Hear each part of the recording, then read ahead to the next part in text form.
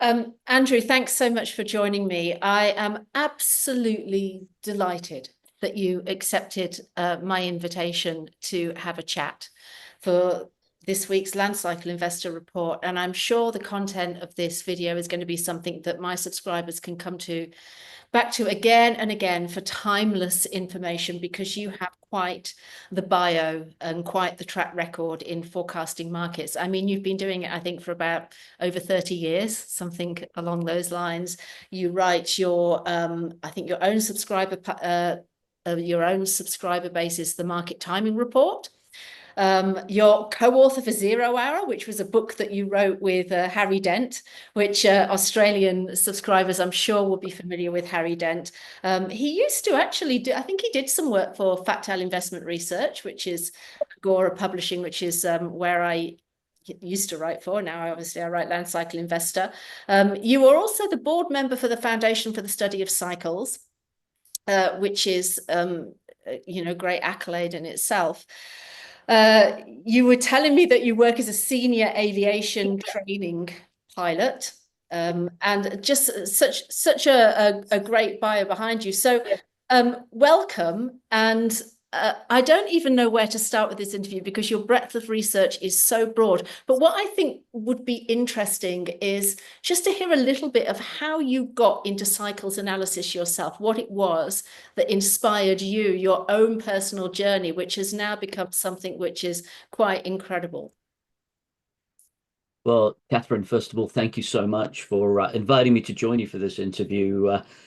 Like I said, not really sure where to start. How do we get into it? How do I get into this? Well, I'd always been quite interested in economics at school, and I went on to study that at university. And then the higher up, for those of you who have studied economics, you realize that the higher up you move with it, econometrics comes in, and everything then is resolved into a mathematical module with or a mathematical formula with calculus.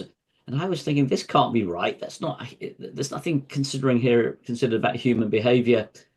The one thing that did capture my interest, though, was the Kondratiev wave, this 56 to 60 year cycle. And I thought, now that makes sense. And what happened thereafter was that, having graduated, I was fortunate enough to I followed two careers, one in business and the other in aviation. And that enabled me to continue the research. And the more I looked at it, the more I saw that human behavior repeats. And not just repeats, but it also repeats in mathematical patterns. So this was sort of part of it. So I was doing all this cycles research. Then in the very late 80s, early 90s, discovered the work of W.D. Gann. And that I found fascinating. And I studied that. I became very close to the family that owned the material, and worked with Nicky Jones, who sadly passed a few years ago. And now her son Cody runs everything. And originally the material was collected. Well, it was bought by Nikki and her late husband Billy, and they bought it from Ed Lambert, who was Gann's partner, and they drove it all the way up to Washington State. So I actually then did spend 25 years whilst Nikki was alive, and she and the family trusted me, so I was able to catalogue the entire collection for them, and so we discovered a lot of boxes that weren't even open. So that's something that really kind of spurred on my interest, but also with a financial background. I was always fascinated by how these peaks, booms, and busts come in, and how human behavior really it's all about sentiment. And if you can measure sentiment, because there is no new thing under the sun, as one good book says, and all these higher levels of, I say religion, but the high levels of knowledge between them all say the same thing, that everything repeats in cycles. So this got me more and more fascinated. And the deeper I looked into this, I found that you could break these mathematical patterns down. And so I've combined the work of a lot of people in terms of markets, looked at a lot of Elliott wave, looked at Hurst cycles, obviously Dewey with the Foundation for the Study of Cycles. And I found that Gann stuff, Tunnel Through the Air, is actually I know a lot of your followers are into Gann. Is that right, Catherine? Yeah. Correct. Yes. So there's a lot of clues in there, and there's stuff in there that I still haven't resolved. So the idea was that you could forecast, as Gann said in there somewhere, that this whole idea is that it's as easy to forecast 100 years as it is to a day. And so breaking that down and looking at the different patterns, we were able to make some really good progress. I was, spent a lot of time trading in the late 90s and early 2000s, and with that money started programming systems. And I still do trade, and I have been, was running a fund till a couple of years ago. So we've had a lot of success with that. And the more we've been able to do, the more we've been able to program and advance things. So this whole idea is that there is no new thing under the sun. History repeats, and those who do not understand history are doomed to repeat it. I think words to those that sort of level from Churchill. And of course, the further back you look, the farther forward you're likely to see. So it's with this that we then started applying it to world events and markets. We did start the market timing report about 10, 11 years ago, just to make some of this information available more readily. Previously, we provided it to 3 big hedge funds who just paid us handsomely, and we just got on with our own trading, and that was it. So that's the overview. Now, take that in mind. The other thing is, with my background in aviation, we're very risk averse, and traders, 95% of traders are out of business within 6 to 9 months. So, what can we learn from one body that can help the others? And really, I don't think, contrary to what people believe about Gann, there is no holy grail. I think he just assimilated information very carefully, and I believe that everything's all about incremental gains. So the more information we can have, the better we can, the more analytical and precise the decision. So this idea of stacking everything up and bringing in the cycles, the super macro cycles. People talk about, if we start off with the longer term cycles, people talk about the black swan. Well, the black swan events, as far as I'm concerned, the black swan event isn't, it's just a cycle that people weren't familiar with, as it were, or aware of.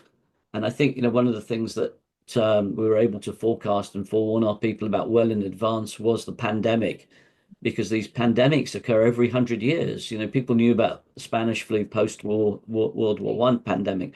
If you look back, there was a pandemic in 1819 to 1823, 1720, and the 1620s. There were cholera or smallpox pandemics, and then you can look at the half points of these cycles, and you'll find the plague in London falls into that, and there were several pandemics in the Soviet Union, or Russia as it was then. So, but the idea was that that's a super cycle, a 100-year cycle with a 50-year midpoint. There is also an 18.6-year cycle that coincided with that window. Then that was like the trigger cycle. So the idea that we have a long-term cycle, but you need a shorter-term trigger.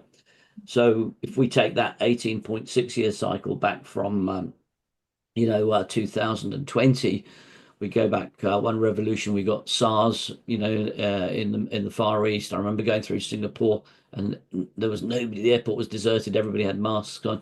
You go back another cycle, you'll see HIV and AIDS was prolific. Go back another cycle, and I think that was the Hong Kong flu, off the top of my head. But the idea is that these cycles come in, and funnily enough, one of the things that I brief some of my clients on is this idea that, if you look at how the market topped around about mid-February, 16th of February 2020, you can wind that back one cycle. And well, actually, the stocks that really tanked in March 2020 were the airline stocks. So if you go back 18.6 years, that was 9/11, pretty much to the week, and the airline stocks were devastated there. So that's kind of an overview. I'm sorry if I've gone off too quickly and too much at a tangent. Let me throw it back to you. No, it's absolutely fascinating. Gosh, I was watching a video of you earlier doing a presentation on that, and it was making me so excited where you were doing the time counts, because, of course, what we forecast here is the 18.6 cycle, and land correlates with that cycle. And I know that there's a lot, I remember when I was interviewing Akhil Patel, obviously, who was a friend of yours, and, you've interviewed him, and probably vice versa as well. I said something about, more so than a land cycle, it's a cycle that land correlates with. And I remember him coming back to me, and, because me and Akhil are both Georgists, and we both work on Georgist economics. And, anybody that has studied the work of Henry George become very passionate about land being the cause of everything, which of course in economics is understandable because markets are choreographed around land being the biggest component of the economy. But this 18.6-year cycle resonates in so many areas that I feel that once you have speculation in land, it just so happens to resonate with that 18.6-year cycle. And of course, there's so many other cycles which, as you say, have these flashpoints in. And of course, that was what enabled you to forecast the pandemic.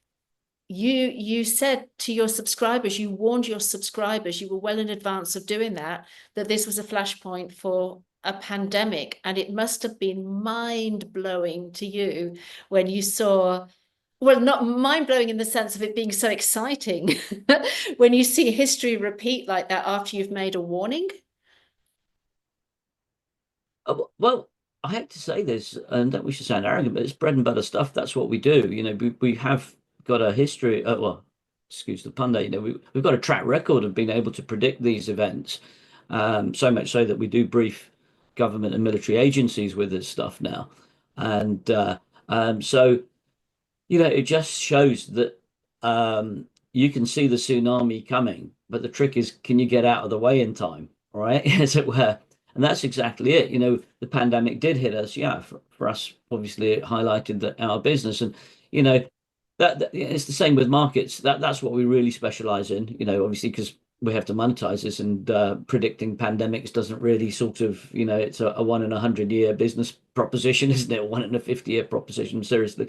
But no, it's what we do, and it's amazing how history repeats. And part of this is, Catherine, as you mentioned, the 18.6-year cycle. It's a generational cycle, right? So, and of course, every 3 generations, people will remember for 3 generations. So people will remember 54 to 56 years at 18.6-year. Kondratiev wave, same thing, right? As they argue whether it's 54 years or 60 years or whatever, the K wave.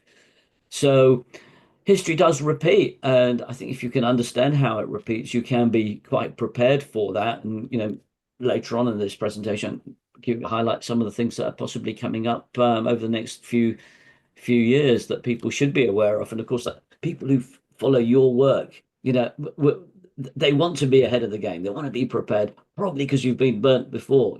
That's it. And the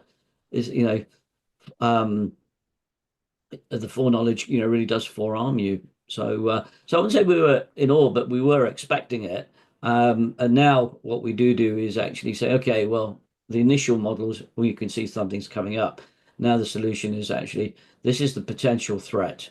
Now this is, there's different levels of awareness that we use in aviation. You either, in the ideal world, you're at the think ahead level, which is the top level. You're anticipating things. In the middle level, you're at the understand level, where you are approaching something, you understand it. And then the basic level is notice, which is you just hit the wall and you've just noticed it. You haven't got the capacity. So the idea is that if we're thinking ahead, we can then use those cycles to protect your business, your portfolio, your family, anything, and be ready for those sorts of situations. I mean, these tariffs, for example, an exact play out of what happened in the McKinley administration. We wrote about that. We forewarned everybody at the very beginning of this year in the year ahead edition of our report. And it's exactly the same. And I suspect that, so I know this last 48 hours, Trump's trying to change his viewpoint on this, but the McKinley administration were wiped out in the midterms. And also what happened was the price of everything in America went up 6-fold. And it spawned the populist party. So, there's no new thing under the sun. And my favorite song is one of my favorite songs with regards to this is The Who's Won't Get Fooled Again. Meet the new boss, same as the old boss. It's all just different colors and so on over time cycles. So in answer to your question, that's what we do. We predict things. I don't think we're shocked anymore. If I may just jump ahead, think about this. Well, I don't know, nothing's for sure, but 1929, most of you will be familiar with the crash. If you add the 100-year cycle to that, 2029, are we going to see a peak then? I think we will see an important peak. Might not be in 29, it might be a little bit before, or it might be a little bit after. We've got some views on that. But what's going to be really interesting is that there's a 90-year cycle. And the 90-year cycle sees the outbreak of the Second World War in 1939. So what are we going to see this time? We're going to see the combination of potential global conflict and also a potential stock market or financial turn point. So this is the way that we put this in, if the stock market thesis is correct, then at some point we're going to see a very big rally. If we're not already in it, this isn't a pullback, right? If we're overlaying the 1920s. So in terms of the war situation, what we tend to see is there is a 82 to 84-year pattern in war cycles that very clearly predicts, and whether you take the US Civil War, you take the global wars. In fact, it tends to fall into patterns of the dominant superpowers at the time. And that pattern there really has been playing out. So since 2022, 23, 24, from the beginning of the Second World War. And of course, the 90-year cycle comes in, as I've just mentioned, in 2029. Hence, we're seeing, a somewhat unsettled time globally. And of course, things with the stock market, up until this high, we'd had a 15-year bull market, except for the pandemic pullback. So if you're probably up to the age of 35, you haven't really experienced a proper bear market. So this is the whole point, is that it's one of the things we use in flying big jets around is situational awareness. When you take off to go, say, from well, you're in Melbourne, let's say we're going from Melbourne to Hong Kong, that the guys will have a plan and they'll know what the weather's like en route. They'll know what the weather is like at Hong Kong. They'll know what their alternate weather is like at, say, Macau. They'll know what the en route weather is like, maybe passing Darwin and so on. And so the idea is that the situational awareness is pretty high. But what was the situational awareness for people trading the stock market over the last 15 years? Well, it's back to this whole idea. You just might as well get into the stock market because it only ever goes up, because that's all they've ever seen, right? Sorry, forgive me, you youngsters watching this, and good for you that you are watching this, because you are ahead of the game already.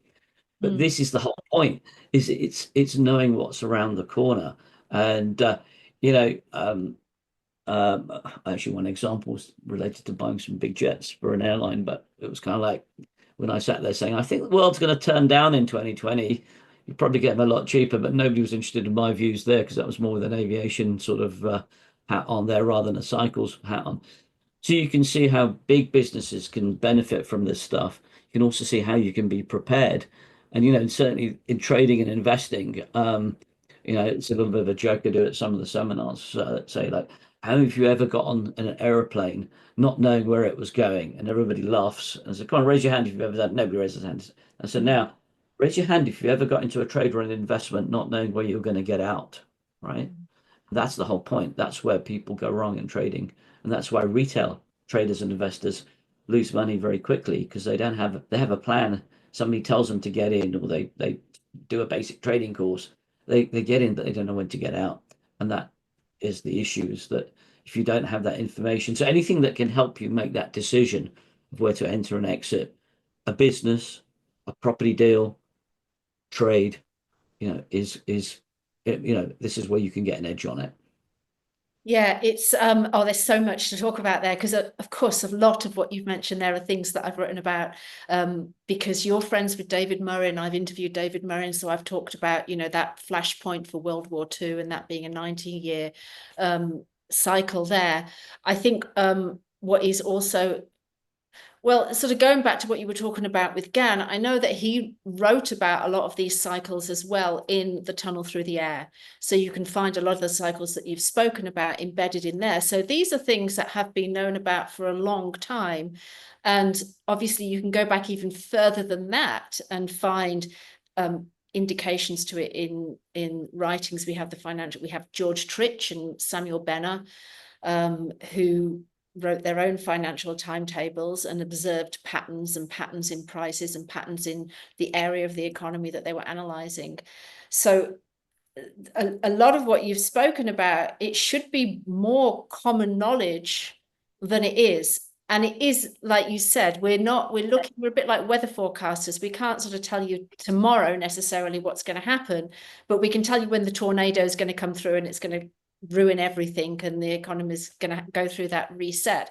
And that was what enabled you to also, because I did it in my own publication as well, was talk about this crash point that was going to come in 2020. We knew it was going to be a recession. We didn't know what the exact trigger was going to be for that recession, but we were able to warn people in advance and warn people to get out of markets. You went one step further than that, Andrew, because you actually picked the exact peak of the market in February 2020. And I'd like you to talk a little bit about that, because, you know, I think a lot of people, once they get a grasp of how these cycle counts work, it becomes very exciting because you can give the probabilities for when the economy is going to collapse. So you can say, just like you have now, I mean, you know, we could, 2029, everyone's looking at that date. Like you said, the 2020s was a very resonant cycle to what's happened in this cycle because of what we saw with the Spanish flu, and we had the COVID pandemic, the technological revolution that happened through the 2020s, the inflation that happened through that period of time. There was also tariffs that were introduced through that period of time as well, which impacted the American economy and deepened the 2030s downturn. So there are many resonances with that. And you said, you know, that the crash might come a little bit before, a little bit after. I don't think there's many people that can say, I got the exact peak of that market. You can do that. So how on earth do you go about forecasting that exact peak? I know you talk about collision of cycles. So what we do, so we actually, I mean, that 2020's history, we've picked pretty much all the major peaks over the last 15, 18 years. And I mean, recently that we called a masterclass specifically because we knew a major high was coming in. I'll come back to the 2021. But the recent top, we did have a price target on the S&P 500 index of 6120, and I think it intraday traded at 6147 within a third of a percent, and we got a triple top. But we had a whole series of super macro cycles lining up into this window from December through to January and February. So ultimately, we trade price and we trade pattern. You know, as traders, you can't really trade time unless you're an options trader.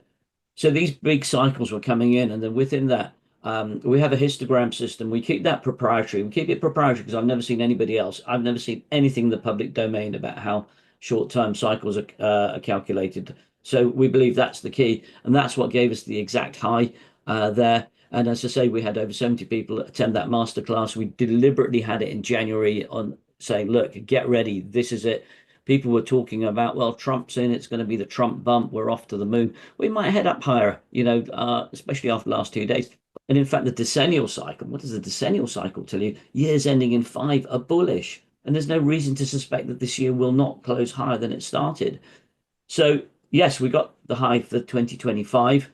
And in a similar vein, what we did have going, let me just, so, you know, it's exactly 5 years from that high to the previous high, the one that you just mentioned in, I think it's February 16th, February 17th, 2020. Well, that was a function of the 90-year cycle that was displaced by 6 weeks into the year. So if you take 6 weeks out of, out of 90 years, that's a pretty acceptable tolerance. And that's exactly what we saw. The pullback wasn't that great. You know, it was only a 3-4 week pullback, but it's still sharp enough, and it did represent that cycle. So it's a case of seeing these super cycles come together. And quite often you'll see a cycle that is 100 years. It might be 144 years, might be 180 years. And in fact, you know, it's that's how we put it together. And the shorter term stuff, I do keep that proprietary, but we can also use Fibonacci proportion in time as well. So if you take 2 points and then project ahead in time, I mean, it's a fairly commonly known technique amongst the technical folks, amongst ourselves, but that helps as well. So we look for multiple confirmations.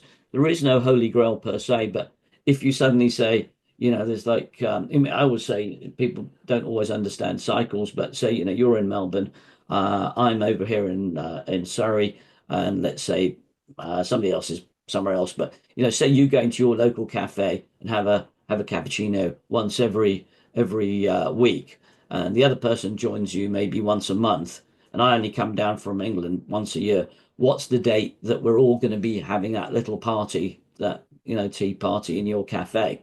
So that's the day of the big event when everything comes together.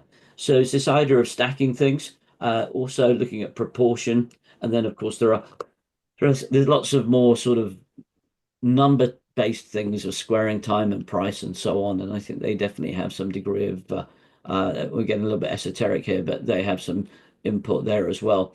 So we can see these, and it's with these same things that we're already seeing turning points manifest or coming together in 2028 and also in 2030.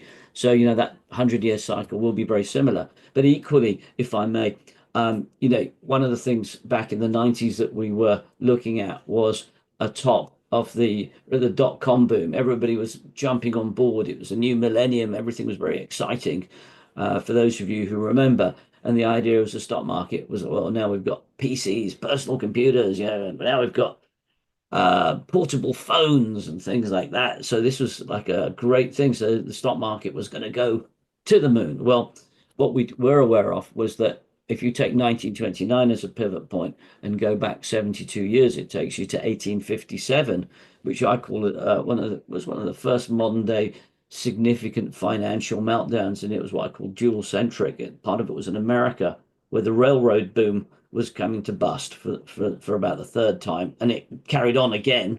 But Europe also had this big financial crisis, again, partly to do with railroads, but more to do with some geopolitical factors.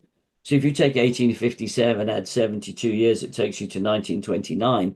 Add 72 years to 1929 takes you to 2001. And, we saw a major top come in 2000, 2001. At that time, I was consulting to a very well-known operation, very well-known billionaire. I have a non-disclosure. I can't tell you who it was, but you would all know who he is. And they cashed in and got out of the market. So this is how it works. If this is their level of situational awareness, and so what does that tell us? Well, for those of you who are absolute youngsters, if you take 2001 and add 72 years, then you're going to see something pretty important in 2073. Okay, write it in your wills, tell your kids, tell your grandkids. Joking apart, this is how it works. So you can halve that as well. So if you take 2037, adding 36 years, which is half of 72, 2037 is going to see a major financial event. So people say, well, is it going to be a high or a low? Well, the way you know is you look to see which way the market's going as you go into that time period, because these cycles will invert. There's no doubt about it. That's the trick.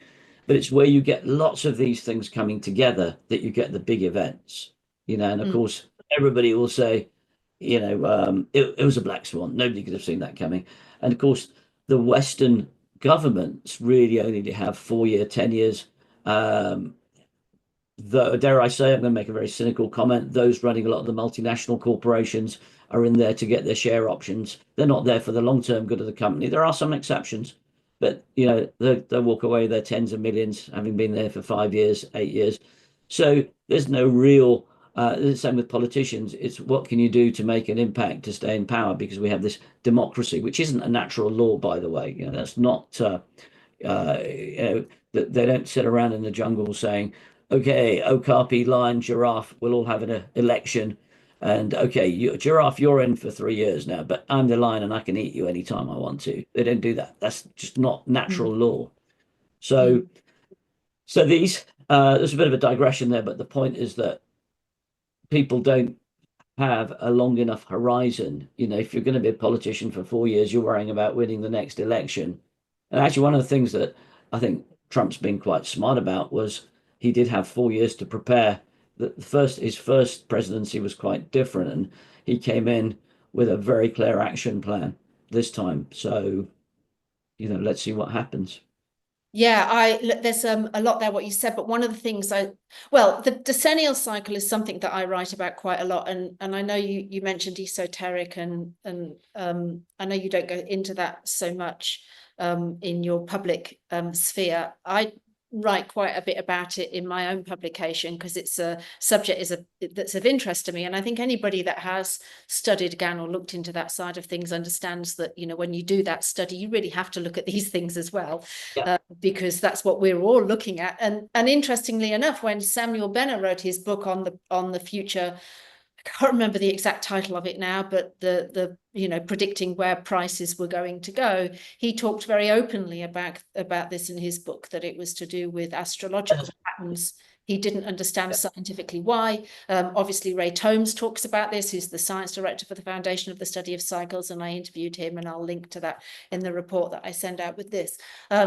So, you know, that's one thing that my readers will be very aware that, you know, years ending in 5 have been known to be the years where people make most of the money on the stock market, whereas a year ending in 7, you'll often see most of the losses because you get a sharp pullback in years ending in 7. And these patterns are extremely interesting. In fact, I was thinking when I was researching it, I don't know that there has been a financial crash in a year ending in 5, although there was one in 1825, which would be a 200-year cycle, which I think that was when 70 banks in England failed. I think it was England's first. Exactly. Yes. Yeah. So I was interested to ask you about 1925 wasn't good for Britain either. So actually you can see, for, you know, if we have any Brits watching this, you can see why we're having a pretty tough time with the policies of the present Labour government, because 1925 was a bad year and 1825 was terrible for Britain. Yeah. It's so interesting, isn't it? And that actually, at that financial crisis in 1825, I think it spread through to Europe and Latin America as well. So I was wondering, when we got to 2025, I was thinking, well, this is the only thing, you know, that I can kind of relate this year back to. We've got a bit of a 200-year cycle happening there. But even so, we've got this sort of overlay. And then the other thing that I thought is interesting, and I'm wondering whether you take this into your own analysis. Now, obviously, you know, I work in the real estate industry. Georgism and looking at land and how land impacts the economy is something that forms the basis of my cycle analysis, which means that when the land markets collapse, you're going to have more of an extreme financial crisis than when just the stock market has a wobble on its own. So if we take, for example, the 2001 dot-com bubble and bust, you know, it impacted certain sectors of the economy, and America went into recession. But because the land market didn't collapse at that time, and because the banks didn't go under at that time, it kind of shored up the economy and protected your mums and dads, for want of a better word, who have most of their money in their house price more so than most of their money in the stock market. But of course, when you get that land cycle collapse, that recession is going to be quite deep. And so that comes back to our 18.6-year pattern, or our 18-year pattern, which I go on more generally, because the land cycle really, when Roy Wenslick did his research into it, you know, he called it 18 and a third years. You know, 18.6 years was kind of overlaid onto it, I think probably because of the research by Gann and, you know, the financial timetable that was ascribed to him. And a lot of the cycles that you talk about, because can be broken down into 18 years. So you've got the 72-year cycle, the 90-year cycle, the 144-year cycle.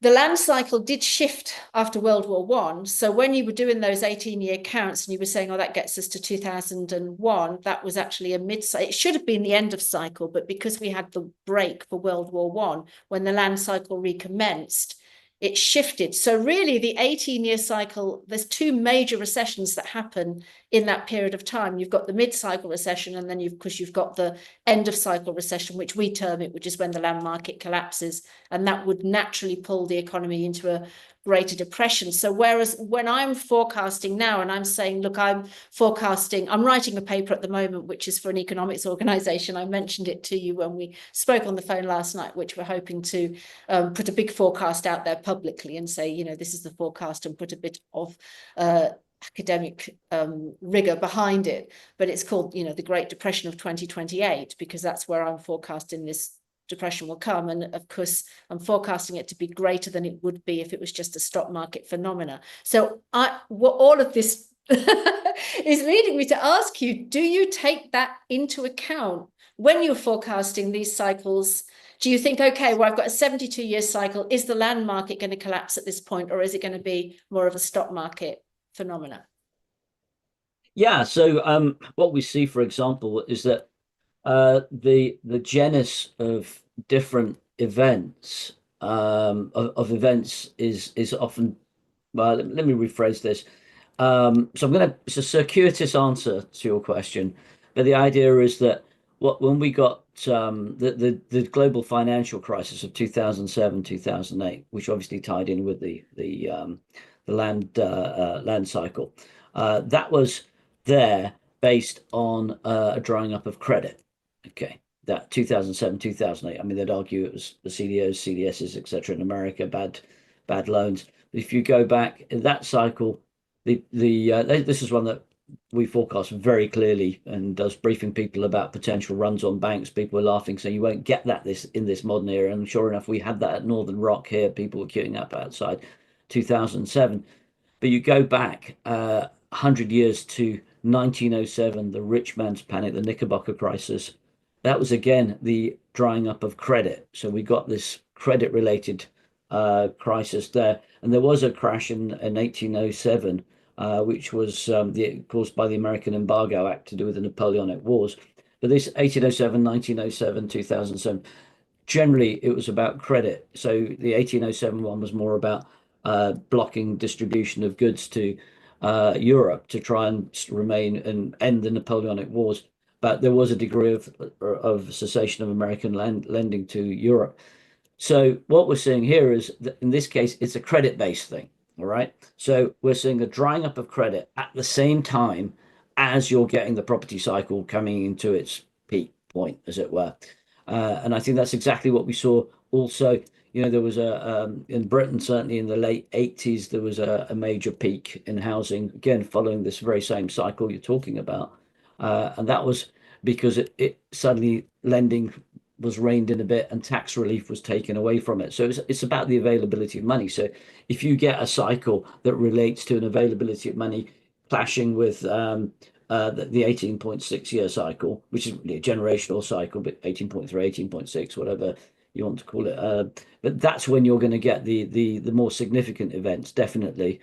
Equally, what we do see is there will be other cycles. Typically, stock market rally is about a new technology coming in. So AI, NVIDIA, all this sort of stuff. Then we had what do we have? These things, phones. Then we had before that we had PCs, and 1920s all about was radio, right? RCA, Radio Corporation of America. So to all these things, you get that drying up, and as that typically those booms last about 5 years, typically, but there are variations on them. Aviation obviously lasted a long time, and so you can see in the transportation cycles are 100 years, because if we go back to aviation, what we did see was the 90 well most all the big airlines really started in about 1918, 1919, 1920, 100-year cycle on that took us to the peak at the pandemic, which killed airlines effectively.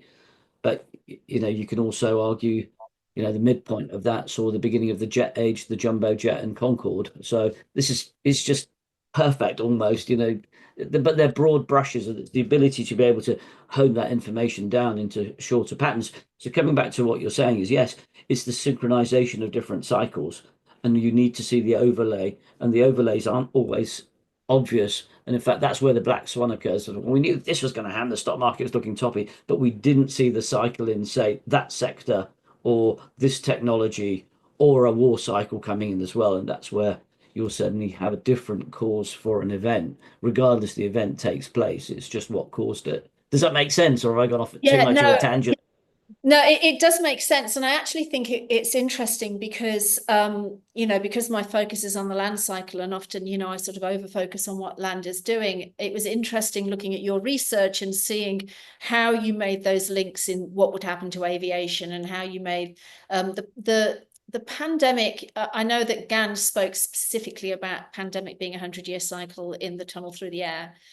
So it should have been I, don't know, I didn't actually notice. I didn't realize he put that in there. I didn't because yeah. we found that something else. Okay, right, Yeah, I'm fair pretty. enough. I'll find the Again, paragraph and I'll put it in the report that I put out with this, because I remember at the time I was writing for Fat Tail Investment Research, they were a little bit sensitive over what I would write sometimes, particularly if I went into esoteric things, because, you know, they were worried about the subscriber base. So I remember when the pandemic came in, and I didn't forecast the pandemic in advance, but when it came in, I remember looking at Gann's stuff and noticing there was a paragraph in there about, you know, pandemics happening every 100 years. So I'll find that and put that in, so that that was kind of why I was thinking, oh, these, you know, it's so interesting. It's interesting, isn't it, that when Gann wrote at that time, I think it was illegal at that time to forecast astrology. I think that astrology had been, wasn't the, I'm trying to think of the famous astrologer at that time, and I can't remember her name. Evangeline Adams. Yes, that's who I was trying to think of. Yeah, that's right. So Evangeline Adams was astrologer. So let's put this into context for those of you who are unsure about these esoteric things. There's different types of astrology, and the planetary cycles are mathematical algorithms, basically. So these are very important cycles, and where this, obviously, in my study, I've looked at everything in depth, and there are areas where you can dismiss this stuff, and of course, regular scientists will be quite quick to dismiss this. But yeah, let's bring in Evangeline Adams. She was astrologer to J.P. Morgan, and she went pretty much everywhere with him. A lot of the deals were aligned with what she would suggest. And of course, astrology was deemed to be illegal. I think it's still illegal in some of the states. I think in Tennessee, I think, or Alabama. I don't know. But the point was that the whole matter was brought to court, and it was proposed by the lawyers that Miss Adams look at the birth chart of the judge and then report back, and at the end of which the judge said, well, I cannot disagree with some of the life events there and so on, and therefore it sort of left it as an open situation. But yes, Evangeline Adams has definitely played an important part in this, and I think, you know, if you look at the information that's in there, in this sort of work, and you look at the, you know, if we take, let's take religion. Okay, so let's take Christianity. The esoteric side of Christianity is Gnosticism. The esoteric side of Judaism is Kabbalah. The esoteric side of Hinduism is Tantra, and the esoteric side of Islam is Sufism. And whenever you look at any of these things, they all bring in mathematical cycles, and these cycles tend to align with planetary orbital periods. There's no doubt about that. You know, we can't dismiss that. And in fact, the 18.6-year cycle that we've been talking about, you know, is the lunar node cycle. There is a book by Louise McWhirter that is exclusively based on how the business cycle works around that as well.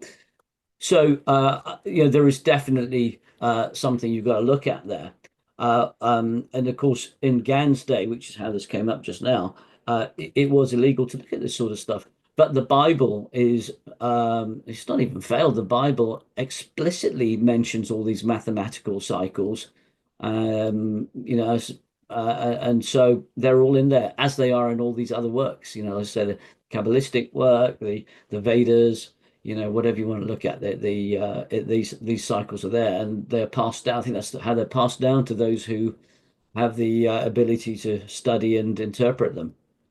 Yeah, I mean, Louise McWhirter's book, which is openly available for anyone to download from the internet and to look into that, and it goes into great detail about forecasting. And I think it's an absolutely excellent book to give anyone who's got the time to do the research an ability to do some basic forecasting, because it is so brilliant the way that she lays it out. And of course, it's the astrology in that which is your key for unlocking the Gann financial timetable, which, as I mentioned to you, I think he copied from an earlier version that was put together by Lowry Research. And all of this, I will link to it in the report that I send out with this, because I have written in detail on that cycle because of course it resonates with the land cycle, which is why, and then of course when you go back even further, you've got the stone circles and Stonehenge, of course, which were aligned to the nodal cycle, so therefore aligned to an 18-year cycle. And it's probably why Dewey wrote in his book that he co-authored with Dakin that the 18-year cycle was probably the most important economic indicator that we have, because as I said, so many of the cycles that you forecast on show those resonances. So if we can find, it really is as easy as that, as to doing these counts and finding where those points are, and then looking back and studying history, which is vital to the research, and noticing the parallels that give you that. Sorry, yeah, let me just come in on that. yeah, A couple of things. First of all, Gann very clearly said you can do things using planetary work, but you can also do them mathematically. So that raises the question of which is the higher order. And I think mathematical cycles are of a higher order. But also just what you've mentioned now about Stonehenge, Avebury, all these circles that we have here in Britain, they are eclipse calculators. Okay. And the eclipse cycle is the Saros cycle. And it's the Saros cycles that if you look at will repeat mathematically, and we'll also see repetitions of history there. So that's exactly it. Yeah. Yes, and the Saros cycle, and again, I'll link to this in the report. You know, Benner relied on that. He talked about that in his book, and his, you know, I think this is whenever I do a lecture on this. I did a lecture for an accountants organization in Australia, and they gave me the platform for 45 minutes. And I thought, oh, this is a great time to say to all of these accountants, if you want to protect your clients, I can tell you when things are going to happen. And this is how we do it. And, you know, to me, it's mind-blowing that we've got these financial calculators that were written sort of 150 years ago that forecast the 2008 financial crisis, which is the one closest in memory for these accountants to relate to prove how easy it is to forecast economic downturns. And I remember there's just this deadpan look as I was giving this lecture, and I was thinking, why aren't you excited about this? This is just so mind-blowingly simple and phenomenal. And yet we have central banks and politicians, and as you mentioned, which again I thought was so interesting, you know, about Trump's last term, of course, he presided over the COVID panic, which was a significant crisis. Because if we think about the stock market chart as really just being a barometer of people's emotions, but also the fact that, and I think this is what the ancients were looking at when they were looking at, you know, times of good and times of bad, is that they're just generally times of which your health might be impacted, which could have to do with the sunspot cycle, but where your health might be impacted, where you might feel down, just as we do in winter, where, you know, you might have a bit of a financial dilemma, when you might have a bit of a family dilemma. So probably you can find cycles in many things outside of, you know, sort of what's happening on the stock market. And the pandemic, I think, was a classic example of that occurring, locking everybody down and giving everybody a very miserable time through that period. So even if you were saved financially, you weren't going to get away without having a bit of a miserable time. But because it's interesting that Trump, being in his presidency now, is likely to be presiding over another financial downturn, assuming that he survives his term. And so even though he's come in with more of an idea about what he wants to do, and he's certainly wiser and more calculated in the policies that he's putting forward, it is interesting to see that resonance. He's a very interesting character, isn't he? And Well, what I would say here is that, you know, look, he's a very polarizing character. People love him, people hate him. He has arrived at the point in time where the cycles aren't particularly in his favor with regard to the business side. You know, in his last term, he would say, well, just look at the stock market to judge how well we've been. Well, how well the administration has performed. Of course, right now, that isn't the right thing to say, although we you know, the last 2 days have been quite important. And I'm just going to jump back to something that you mentioned in that last piece there. If you talked about health and illness and so on and so on. If you take a 10-year timeline of your own life and mark down where you've had, say, a bad flu, or you've had a new relationship, or changed your job and all the rest of it, and you know, you will see how they align, and they align differently. And you can spin that out if you're a bit older. You can put it into a 20-year cycle as well, and the 20-year cycle being the more important. The decennial cycle being half of that. So again, makes that very clear. And again, there are you can look at it in pure numbers as 10, 20-year cycles. You can also ascribe it to planetary synodic cycles of Jupiter and Saturn. But have a look at those, and that's where the commodity markets also. If you really look into Gann stuff, he had 20-year week charts and so on, and so that this is really important. And if we take this idea of your own personal life as well, the reason markets are so useful for research, because if I said to you, Catherine, what happened to you on, say, the 5th of May 2013, unless something really big did happen, there was a major event, you got married or somebody passed away or child was born or something like that, you probably don't remember. And the point is that, did you wake up that day thinking it's going to be a great day and the day got better and then you closed on a real high, in which case you're a stock market up bar for the day. But, did you wake up and think, bad morning, afternoon got better, feeling about where I'm the same. So, and this is what price does, a price chart, a candlestick, Japanese candlestick, or a price open, high, low, close bar is just an illustration of the sentiment. And of course, this is this is the stuff I'm really fascinated by now. The idea is that if you look at these price bars in a bull market, that bull market might run, well, in this case, 15 years, right? It might run a few weeks, months. But, did you just have 3 or 4 great weeks in your own life where, something exciting was happening? You started a new business, it was going very well. You have a new relationship and that's going well. Or then did you get to a top and something wasn't quite working out and things don't, and you have a little bit of a bear market. And it might be a bear market it might be a health bear market. Got a little bit of a problem, you need to get it sorted out, go and see people, surgeons or whatever. Or it might be this relationship ain't working, and then you carry on up again, and so on.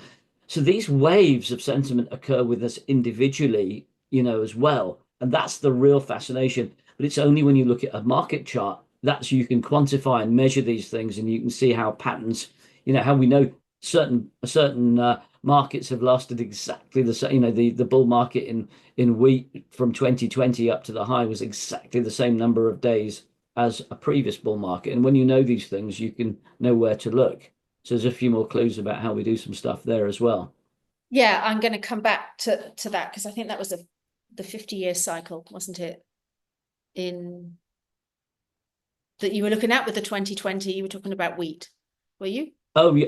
Yes, that's absolutely right. Yes, that was, yes. Yeah. Sorry. Yeah, we can come back to that. Sorry, I kind of derailed you a bit. I just wanted to bring this point about human sentiment, and so on. But yeah, Trump. Yeah, we can come back to that 50-year cycle as well. Yeah, absolutely. So because what I wanted to talk about, just going off from that, because I mentioned to you, we had a quick conversation on the phone last night. And, we were talking about how, this is such a passion once you get into cycles. And I think that it is because people recognize that there's a foundational truth in this that they resonate with on a personal basis, because we live with cycles around us in nature that we can see and we can chart from year to year with the seasons, and maybe with a menstrual cycle, maybe with the, other cycles we have with bringing up children, and we can notice things that happen from years to year. We mark dates naturally as part of our human evolution. In religions, there is a cycle in religion. There certainly is in Judaism. And so, and then of course, everybody has their own individual calendars, and the calendars are aligned with the planets. And so all of these things kind of resonate. What I was interested when you said, we don't go into detail about how we put together our forecasting for the small movements, more so than the big movements. I am interested to know whether it has some relativity to those bigger cycles, because you mentioned a quote from Ecclesiastes earlier, which is that everything repeats. There's nothing new under the sun. And it's a brilliant book. If anyone has never read that book in the Bible, it's well worth going to read. It's a very readable book, and it's one of those ones, it can really depress you actually reading it. But it is one of those ones that when you read it, you know, you sort of think, oh gosh, this is so interesting if you are into cycles, reading this prose on it. But of course, the other thing is in biblical prophecy, which I think Gann quoted as well, was this idea of wheels within wheels. It's this idea that the smaller harmonics of cycles, you know, often the bigger cycles that you notice, they just break down and break down and break down. And so I was curious to know whether that formed the basis of the research you do for the movements in the markets. So yeah, definitely. So we're talking about wheels within wheels. We're referencing the Bible. We're talking about Ezekiel. We're talking about Daniel, and of course Ecclesiastes. Not to mention the most discussed and least understood book of Revelations. So, but yes, yeah. I mean, the 100-year patterns are basically a fractal of the 1,000-year patterns. You know, and the 50-year is a breakdown of that, and you know the decennial cycle is, you know, a hundredth of the 1,000-year pattern, and so on. So there's no doubt about that. The only problem is we really only have 2,000 years of history that we can use economically. Yes, we can identify other events, but there's not enough of them. So there is. I mean, the reason we put it all into histograms is there are so many different things in there, and basically it got to the point where very early on we would talk about some of the stuff in there, but that's only 10% of what's in there as we find other things. And you know, there are other things that occur, which I write in the report. In, you know, for people who are new to the report, is this idea that there are certain cycles. They only have to appear once. That's it, and they themselves will create an event by themselves. That's it. But other times, you know, if we're going back to that cafe, if there's 20 of us in there, we might get a big party suddenly coming in, and that's a lot of smaller cycles coming together, but happening to fall within the same time window. So what really I'm saying is that there is no my 30 years plus research shows that there is no one thing, or well, apart from that one, the occasional thing that's a one-off will create a change in trend. But there are changes in trend that occur when that's not present as well. So there is no one thing. And this whole idea of incremental gains, there's little bits and pieces that we put together. And when you get a stacking of them, a strong histogram peak, then we are going to, you know, see a trend change. Equally, if we get that one event, which happens very rarely, it did actually happen in February 2020. That was the one, you know, there that highlighted that particular top. Then yes, that's so. I don't mean to sound too cryptic, but there is so much to put together. There is no one particular thing that works, or if there is, I haven't found it. You know, and but what I have seen is that if you go back and say, well, why didn't we find that one, or why didn't we, you know, where did that come from? There'll be something there that we haven't found. So, you know, I always maintain. I've always wanted to meet Nassim Taleb and discuss the Black Swan with him. You know, but never managed that yet. But this idea that actually that was a potential black swan to us, but there's no such thing as a black swan because it's just a cycle that we haven't seen before, we've missed or whatever, you know. And you know, and the interesting thing about cycles is human sentiment gets extreme, you know. And you know, the Ukraine thing was an interesting one. People were talking about oil going all the way up to $200-300, you know, within weeks, but we had a major cycle just within 3 weeks of the incursion into Ukraine. And so the same again, you know, with Trump this last December. This is the Trump bump. We're off to the races. Let's all pile in. People are buying everything at the top. Joe Public was buying it. So this is the whole point: is that cycles get veiled as well in sentiment as well. You know, that in itself is an indicator. So this is this whole idea of your individual mood bars, and then there's the mass collective sentiment as well, the herd mentality. So so in answer to your question, going back to that, there is no one thing that really puts it together, but definitely fractal patterns. Yeah, I mean, absolutely, because you know the 20-year pattern is a fifth of the 100 years, and so on, and you know, for me, we talked about the Saros cycles, which are 18.6 years, and the 90-year cycle is 518 year cycles. So people say, oh, what about the 2.5 years now that we're missing, and so on. And there are other ways of fine-tuning that. So it's a broad brush thing, but arguably 20 years as a generation, 18 to 20 years as a generation of people. And so if we work in generational cycles, that seems to deliver answers. Once you get to 3 generational cycles, 60 years, say, events occur. If you take 9/11, September the 11th, 2001, America was attacked on its own soil. When was the previous time? It was 7th of December 1941, 60 years to within one season's accuracy, Yeah. Yeah, So it's remarkable. It's that there's a lot more that I want to ask you because about but before I go on to a tangent, I'm actually interested in. I want to get onto war cycles. I know I need to, sure. but before I just before I do that, I am interested because you started at the beginning of this conversation talking about Gann, and it must have been a revelation. There's many people that study Gann, and Gann is one of those people that has an obsessive following of traders that, I've spent 50 years studying Gann, and they become so obsessed with him, and, almost to the point that they feel like they're Gann reincarnated. And I know a few people that resonate that obsessively about him.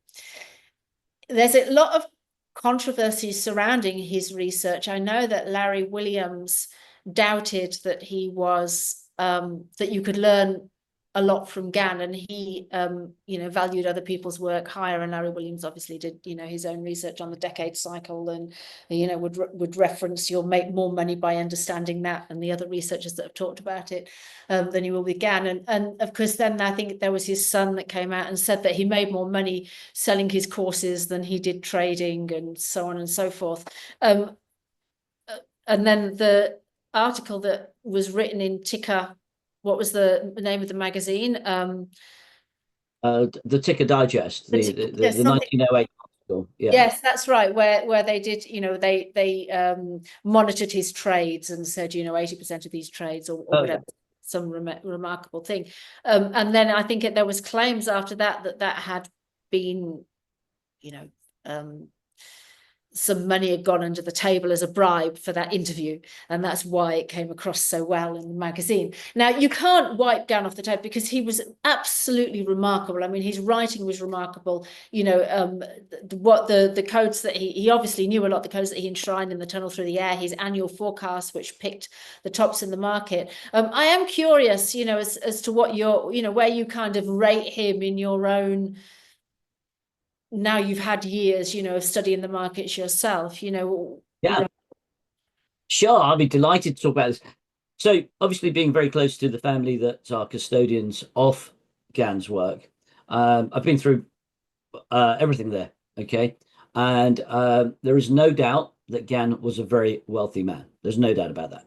Okay, I think earlier on he definitely made money from trading. He owned an aircraft. His pilot was Eleanor Smith, a famous lady aviator. He was involved with Freemasonry, but he was demitted from that.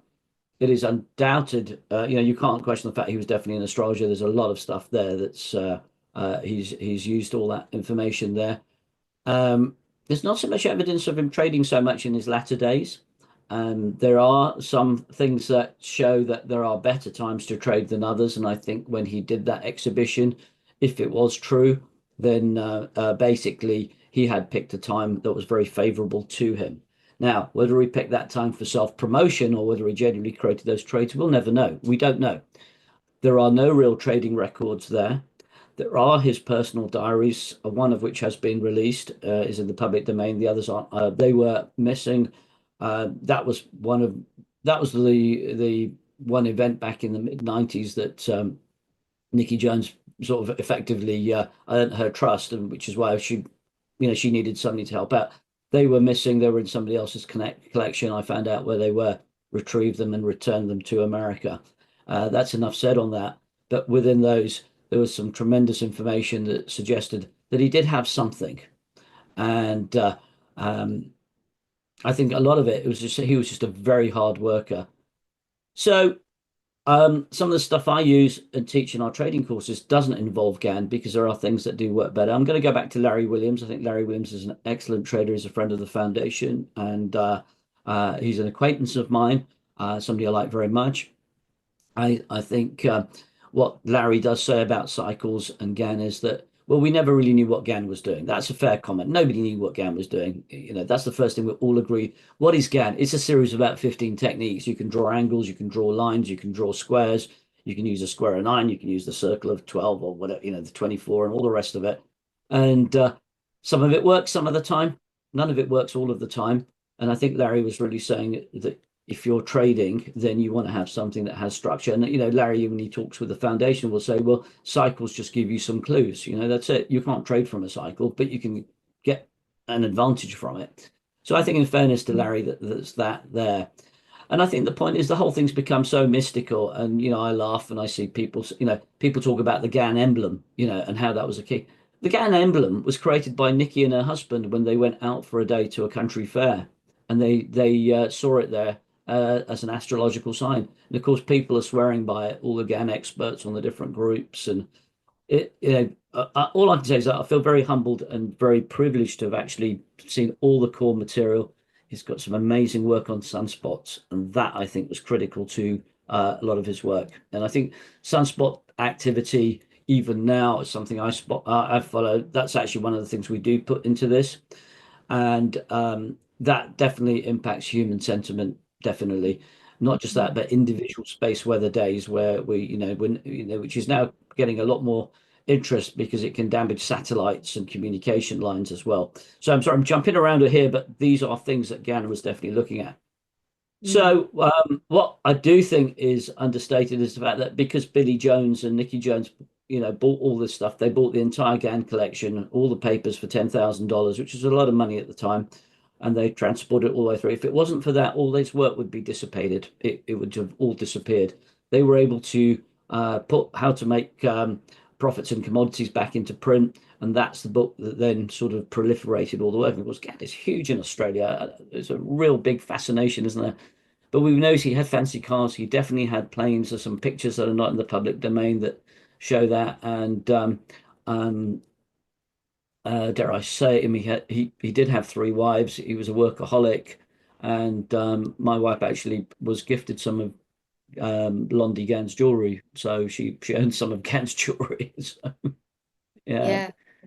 Wow, that's quite incredible. Yeah, well, he would have had to have worked hard with 3 wives, I imagine, sort of going through that. He was a hard worker to for that. So yeah, I mean, it's interesting you talk about the sunspot cycles. I interviewed Ken Ring, the long range weather forecaster.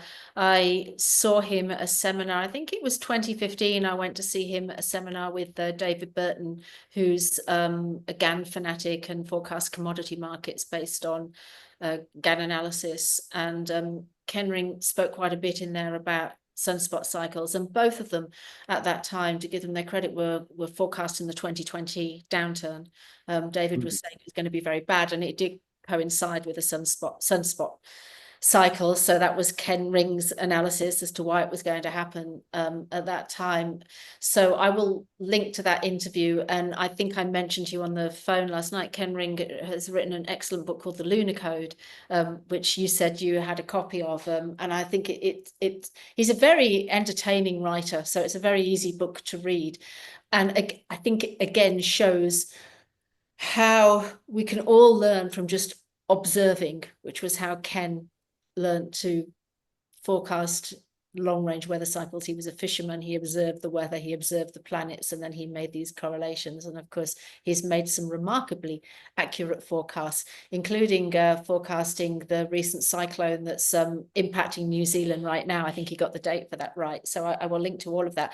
But we must get on to war cycles, because one of your forecasts as well was forecasting the Russia invasion of Ukraine to the day.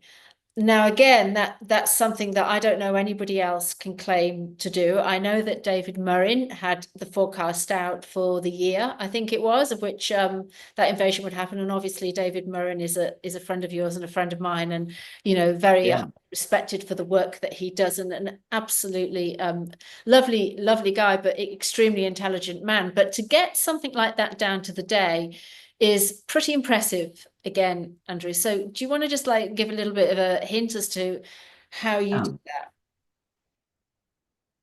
Yeah, so there's a whole series of different cycles, and I think this is probably something that most cycles forecasters, well, if they do it, they don't talk about it. But basically, you got to run it. Everything occurs when you get all three people going into the cafe. If we go back to that analogy, you've got to get a minimum of three things coming together. And what we're looking at here is you've got to look at timelines for Ukraine, you've got to look at timelines for Russia, and you've got to look at global timelines. And that's three different sets of information, and it's where they overlap that we're interested in. So that's sort of the easiest way I can put it like that. So yeah, we did give that date in the market timing report. We gave it a month in advance. One of the things, if I may jump ahead, is to the Hamas-Israel situation and the year ahead report for 2023. Yeah, 2023. We gave that. That was in January. We gave that first week of October as a clear date.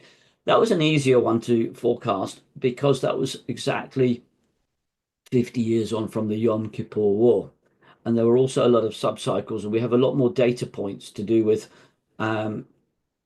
the activity that's been going on in the Middle East with Israel and the various other bodies. Now, I'm just going to, this is the most I've ever spoken openly about it here, about all this stuff we've been discussing, but you mentioned Ken Ring's work. Now, what we find is that um, if you talk to police, doctors, A&E people, they'll always say it's very busy on a full moon. And one of my dearest friends is one of the most senior firearms officer commanders in Britain, and she's also involved with hostage negotiation, etc. She's the first to say it always kicks off.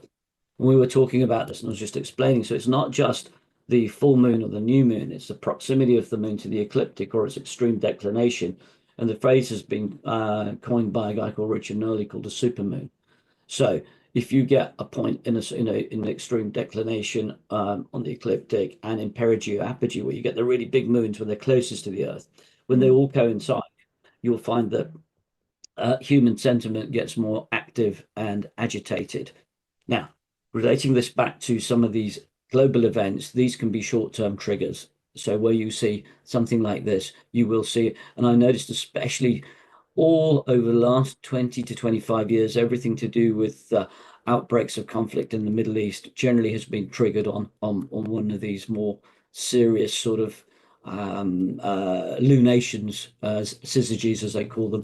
And the point really here is that you can see how human sentiment is really being impacted by whatever it is, electromagnetic radiation, whether it's the gravitational pull, and you can't, your average scientist, sorry, I'm cynical about certain scientists say, well, it's too far away to have any impact.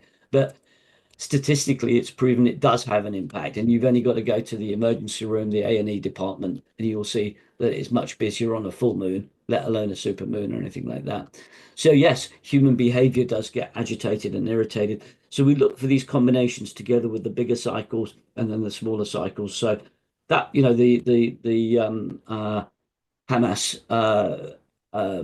conflict in Israel tied up with that, but it was the gun was loaded with the 50-year Yom Kippur cycle as well, and also not just that, but we had the 45-year cycle coming in from the OPEC oil crisis and from the the incidents and events leading up to that. So this is how it works.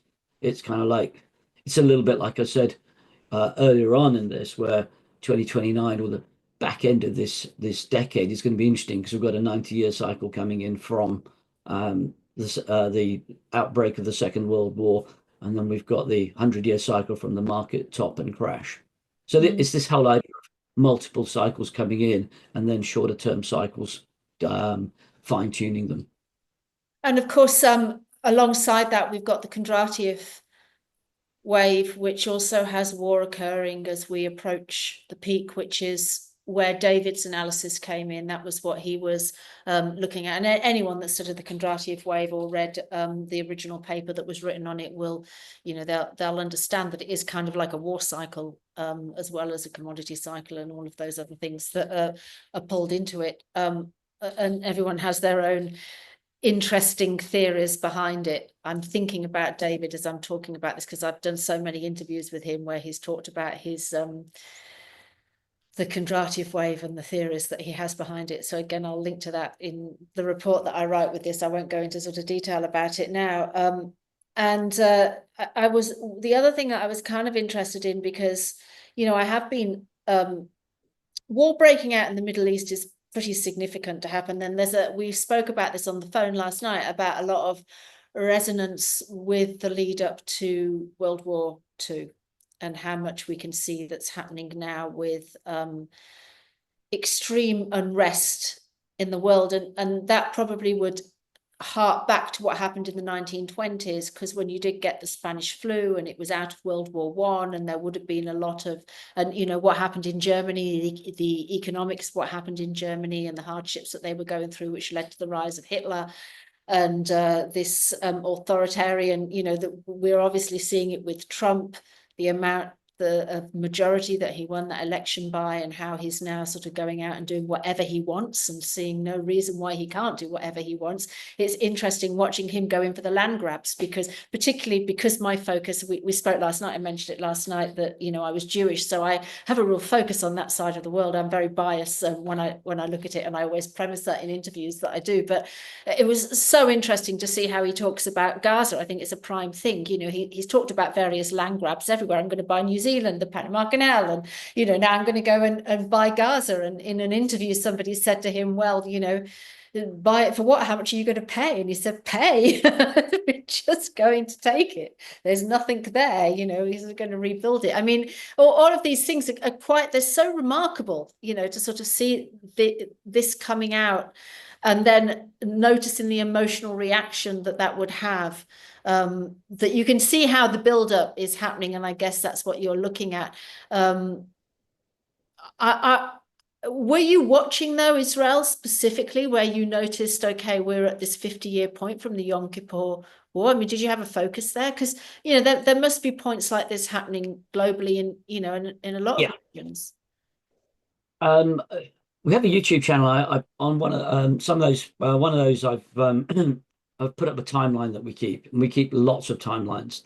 I have a whole series of timelines, and the reason that Middle East is of interest to us as one of our biggest clients is one of the world's biggest oil energy traders, right? So so they're always interested in that, and if they can be ahead of the game on it, then that's worth not just tens of millions, hundreds of millions to them. Okay.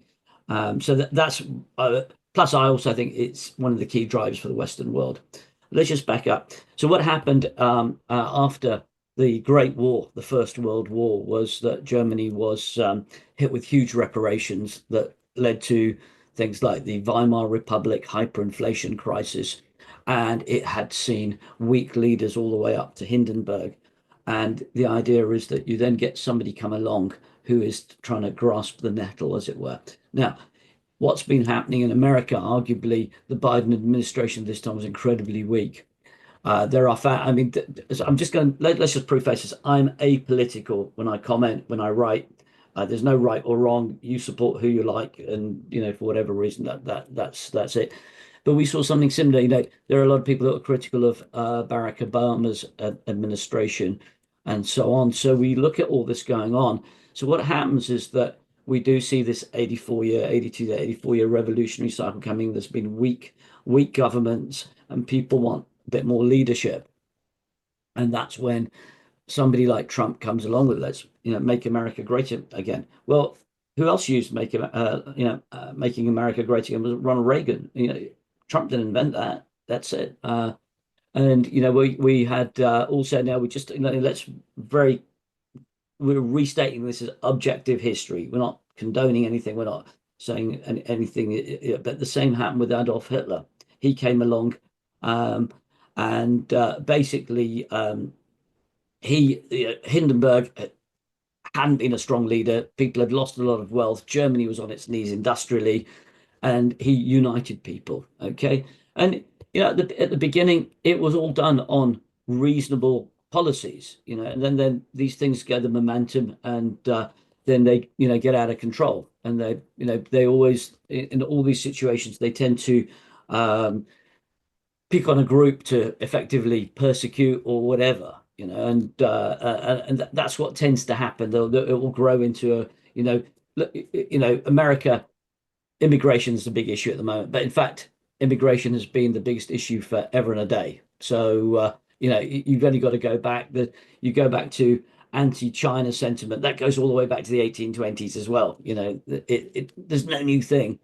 So that's what happens. People want a strong leader. So now they've got a strong leader. Those who love him, love him. And I was in America last week, and people saying, "Well, it's all going to work out pretty well. We've just got to." Just sort of bite our lips whilst we lose a little bit of our pensions, our 401ks, our supers, all the rest of it, but it'll all be good. And there are others that are like, well, that's the end of my business, and I voted for him, and this is not what I expected. And if we go back to what I mentioned about McKinley, which was three 45-year cycles or 1.5 90-year cycles back exactly, the cost of everything went up sixfold, especially for farmers, and that started the populist movement. So I don't know where this is going to end in terms of the imperialistic side, where America has always needed to uh, have dominion over other countries. It needs the raw materials, it needs the power. And if you look at this, actually, this is a really fascinating area. A little bit of a digression because it's not quite tied up with all the mathematical cycles yet. But we look at how European nations expanded. And of course, Great Britain, Britannia ruled the waves and the 1700s, 1800s, the British Empire, and all this sort of stuff. And actually, it was the Second World War that became the tipping point. It was actually in the early 1930s, Britain started to lose a grip on things. And America did not want to participate in either the First World War or the Second World War. They wanted to have this idea of neutrality based on their geographical position. But in the First World War, the sinking of the Lusitania, they came in. The Second World War, 7th of December 1941, the bombing of Pearl Harbor, they came in. But this was the opportunity for America, leading all the way up to the atom bomb, that created its superiority, that put America as the global leader of the Western world. So this is this imperialistic cycle. We can talk about the 250-year cycle. We haven't mentioned that one yet. I write about that in Zero Hour. And this idea that America next year will be 250 years old. It's a death and rebirth situation. It's a big cycle. So is America about to jump to the next quantum level and take over everything, or is it about to be challenged by another superpower?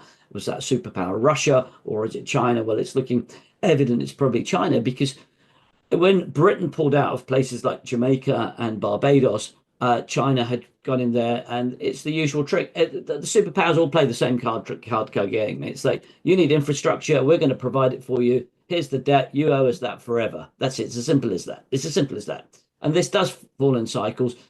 But look at the number of inroads that China has made into South America, especially with Brazil and Argentina, wheat and soybean producing nations, and so on. When Trump started putting tariffs on soybeans, actually that was a bit of an own goal, because the net beneficiaries became the South American farmers there. That was in his first administration, not this one. So this is the thing here, and his eyes on making Canada the 51st state. Well, that's kind of an interesting one as well. But it's only doing what every other superpower has been doing. China does it. Russia has been doing it to a lesser extent. Russia was in Cuba, obviously, and so on. And of course, America peddled this whole idea of, well, not peddle. I mean, it's a different. The whole idea is scare people because you don't want to have communism there, because it's the opposite of capitalism. So it's all about bringing fear in and using that to expand and gather the resources that you need. Now, one of the biggest issues that I wrote about 2-3 years ago was Afghanistan has a very high level of rare earths and so on. And the sudden withdrawal of America from Afghanistan. Now, they blame it on Biden because he was in the presidency there. But I think Trump had already negotiated it. And again, I'm not pointing fingers. It's just there was a withdrawal. What happened there was China came all the way through very quickly. They'd already been investing heavily in Afghanistan. And that, if you look at the geography of the world, you can see how much closer that now puts them to the Straits of Hormuz, which is where all the, the majority of the oil production is. So they're now very close to Iran and so on. So there's that strategic thing that hasn't really been pointed out. But this is all part of everybody's imperialism. That's it. It's colonialization, it's imperialism.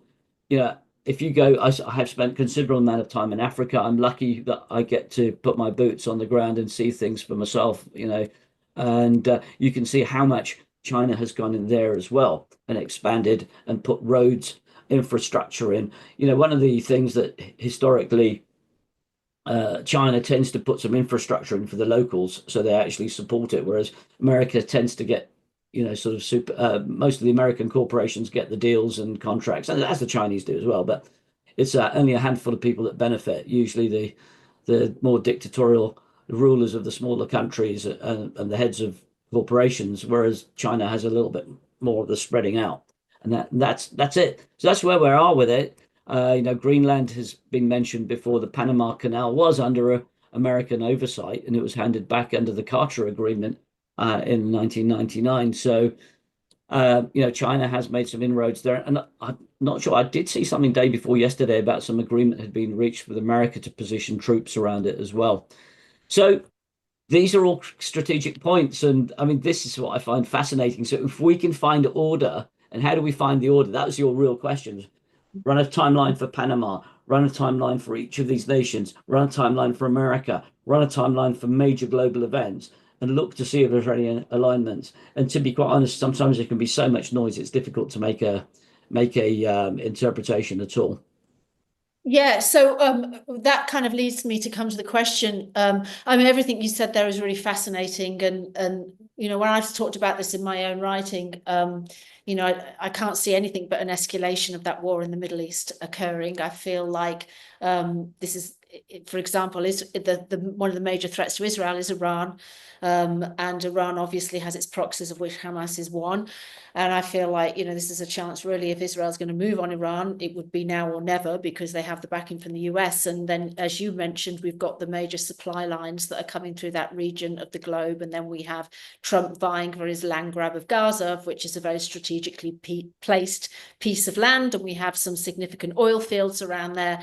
And so if we do get war that outbreaks in the Middle East, that would pull other nations in. Then we have an alignment between China and Russia and that would and Syria that I feel is also extremely important if we do get an outbreak of World War III.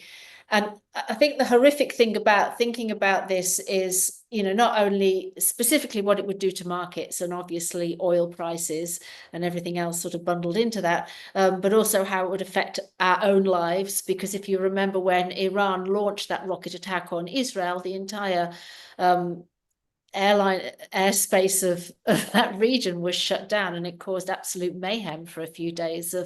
I know Australians that were delayed getting back to Australia and couldn't make it back, and they had to planes were being diverted everywhere. So I mean, the thought of war occurring is not a nice thought for anybody. I think what my subscribers would be interested in knowing is, if World War II does break out, in your mind, how would that look? Have you looked into that? These are one of the things that I talk about with David Murray. Like, would there, like, how does a World War III appear today? David Murray wrote that book, Red Lightning: How China Won World War III, or something, in 2025. Is that kind of what you would see occur? I don't quite see it like that, because I think as you know, Dave's a very good friend of mine. He just lives down the road, so we speak very often. And I don't quite see it the way I think China has. So let's back up here. First of all, we talk about 4-year democracies and all the rest of it. China has a 5-year plan, a 10-year plan, a 50-year plan, a 100-year plan, and we don't know what plans they have, right? But they're more solid because they're focused on the same thing. Whereas we chop and change, what do we have? We had Biden come in and by executive order, overturn a lot of everything that Trump did first from his first administration, and then the same thing happened again. So there's no consistency, or very little consistency.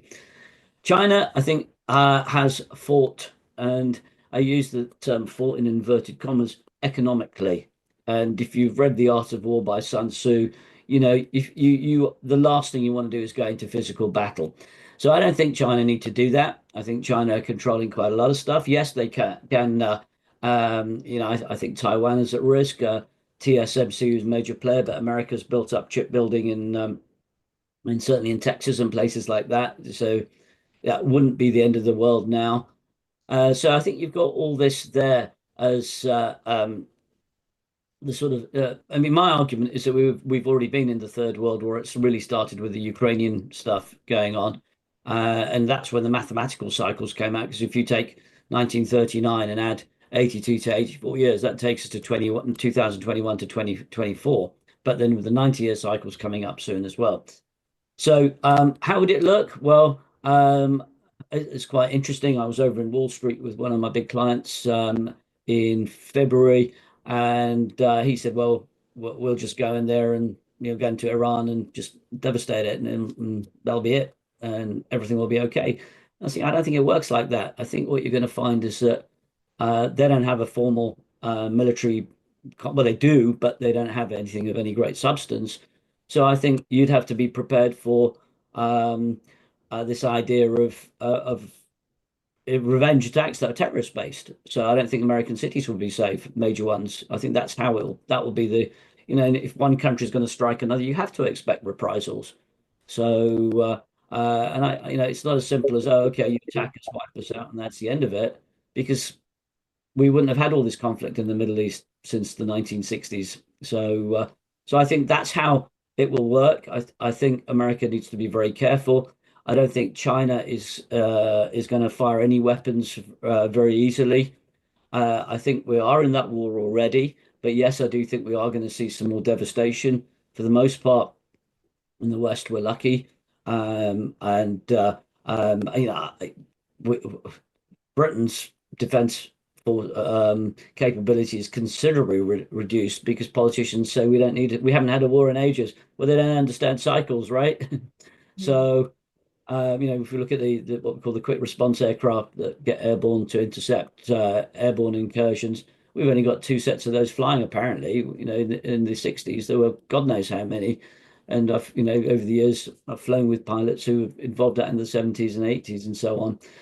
So we don't have very much here. I think the wars are economical. I think the biggest threat, well, I know the biggest threat is cyber. So by the time you cut off the power, the internet, then you've got no utilities, you've got no way of paying for anything. You're not going to be able to get food. You're not going to get any distribution.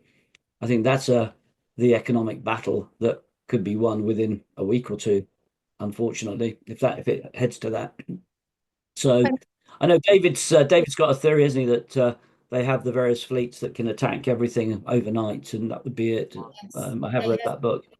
Yeah, whenever I interview David, I get emails that come in about how depressed subscribers I was. They've watched his analysis of what's to come, and then the first question is, the first thing is, their emotional reaction to the world's about to end. And then the second one is, where do we put our money?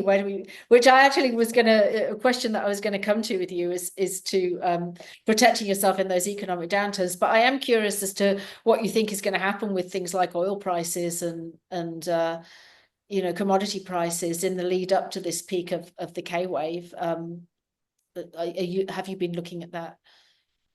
Yeah, so I think if there's different ways of looking at this. I think commodity prices we're going to see a weaker dollar, which is going to be bullish for commodities. I think Trump definitely wants a weaker dollar. Okay, I think that's the first thing.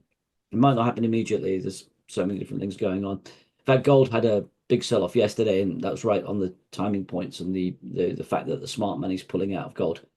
At least Do you for see the that moment. continuing with gold? No, I think it's a pullback. I think Yeah. all these things will head much higher up.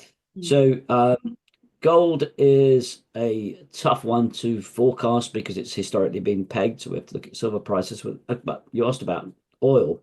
What I think is that if we take 1973 and had the 60-year cycle to that, 73, 74, the OPEC oil crisis. And in fact, the bottom of the major stock market, Western stock market run there, add 60 years to that, takes us to 2023, sorry, 2033.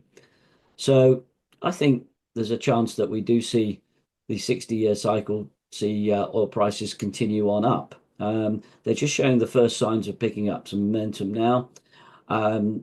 Of course, there is this argument there isn't as much demand because of electric vehicles. I mean, I've argued that there's not enough rare earth to make as many electric vehicles and so on, and that's just a government agenda. You know, it's a climate change thing, isn't it? Right? So, well, what's climate change? Climate change is just huge cycles. It's don't try and interfere with these, you know, because I read they're trying to do things in space now to, you know, yeah, we've had global warming, we've had global cooling, because after global warming comes global cooling. And you know, when the kids are out there saying you parents are all destroying it for us, you know, it's like, okay, when you get a bit older, study cycles. This is all part of a natural rhythm. It's a 10,000 year cycle. Look at the work of Raymond Wheeler, look at the work of all these other people. It's there. You know, the Thames froze over. You know, there was one year where Britain was dark, you know, all year. You know, that you could walk across the Thames here and things like that. So, you know, there's a Maunder minimum, there's this and that and so on. So people don't understand big cycles. And yes, some levels, you know, one of the things in my day job is I fly over Greenland quite a lot when I fly to the west coast of America. You can see there are less glaciers. There's no doubt about it. You can see it's melted compared to how it was 20, 30 years ago. And I've got pictures to prove it. But, you know, at some point, and I believe we're actually going into a cooling cycle with the next sunspot cycle, next 26, cycle 26, we might see a degree of cooling. And that cooling also relates to a higher level of civil unrest as well. So these are the really interesting things. I think I've covered that in one of the videos I've done there, but this idea that you might see great unrest. So coming back to oil, yeah, you know, Trump's keen that, what was it, drill, baby drill, try and get the cost of oil. Now, here's really interesting. Back in the 1970s, America was a mass net importer of oil. More recently, it's been an exporter of oil. And so it really, you know, it's not going to be impacted as badly by the oil situation. Also, the relationships with the countries in the Middle East now have changed such that they are a lot more American dependent. They're supplied with arms, and it's the same thing. The imperialism that will come, you know, we'll help you out, do this, we'll do that, we can build this for you and help with this and that, and so on. So I think things are really interesting. Let's put it that way. I don't think we're going to have the most stable few years, definitely in terms of war cycles. But yeah, and answer your question, I think we probably want to look at oil potentially being in a bull market all the way through to 2033, something like that, 2034.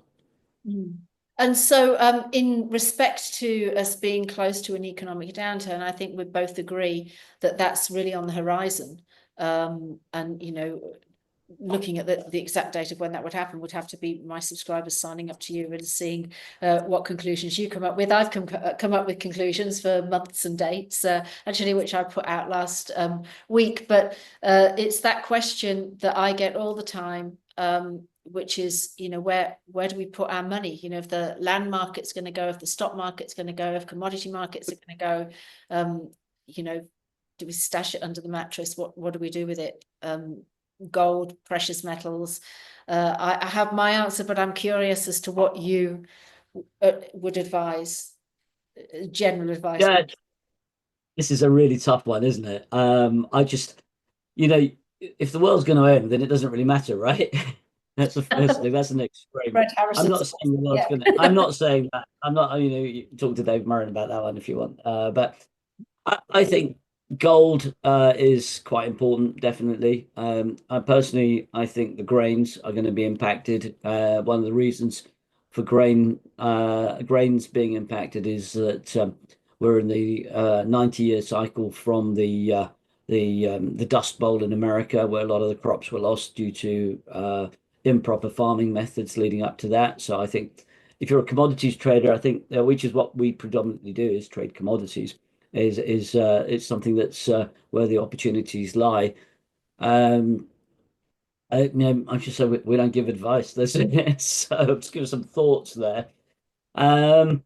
just live each day for the as it comes, I would say. But no, seriously, I think commodities are the way forward. Um, what is money? And as we move into, so this is the whole thing, is like, what is an asset now? Now we're talking about central bank digital currencies, all that sort of stuff.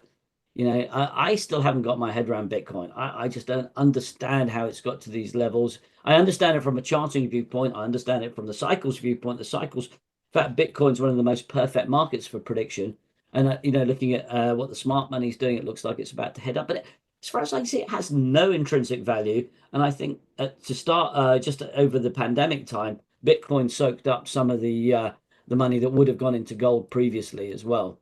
But Yes.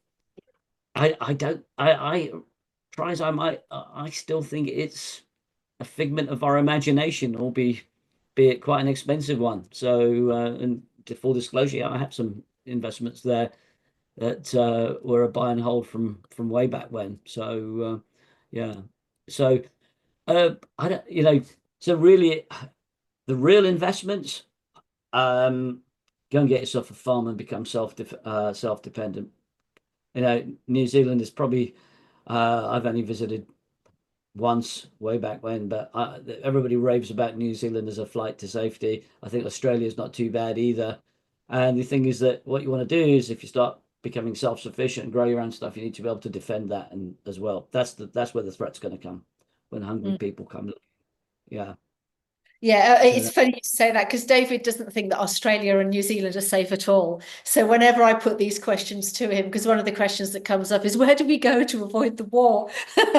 And he's like, Australia and New Zealand, they're the last places you want to be. And so that's what scares my subscribers. But it's also interesting you saying that, because obviously I advise people on buying real estate, and I help people buy real estate. And I've had very many, actually, since COVID, people wanting to get out of cities into a home that runs independently of electricity, that they can put their solar panels and they can farm their own food and is as far away from anybody else as possible. And of course, that's actually it's an interesting cycle because it's a technological cycle, but it's also a kind of transport cycle as well, because now we are able to live where we want to and work where we have to. We can work from home. The majority of us can do a proportion of our work from home, so we don't have to be so locationally based, and that impacts the land markets and impacts the land cycle. So it's interesting how that eventuates. We have been going on for quite a long time, so I want to give you a chance, sort of as we wrap up this interview, to just sort of showcase what it is that you do, because I even had an email this morning from somebody that said to me, Catherine, I just want to be told what to do, when to get in the markets, when to get out the markets, the exact timing of it. And I wanted to email her back then and say, Andrew is the guy that you need to go subscribe to, because he's the one that I reckon has got the best track record when it comes to giving actual dates. So just give a bit of a showcase of where people can come and what they can get from you, and what the products are that they should subscribe to if they're interested in getting these reports.